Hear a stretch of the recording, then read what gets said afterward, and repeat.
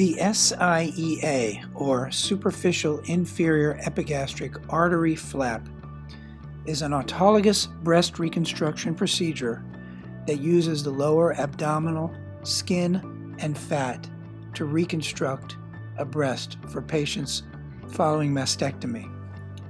An autologous breast reconstruction is a procedure in which the patient's own body tissue is used to reconstruct a new breast.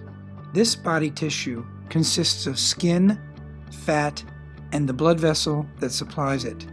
In the case of the SIEA, that blood vessel is the superficial inferior epigastric artery and vein.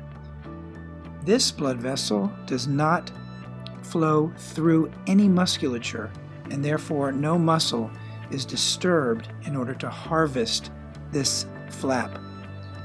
The skin and fat is elevated off the interior abdominal wall, still attached to the superficial inferior epigastric artery and vein. The vein is delicately dissected out of the surrounding tissue in the lower abdominal skin and fat down towards the groin.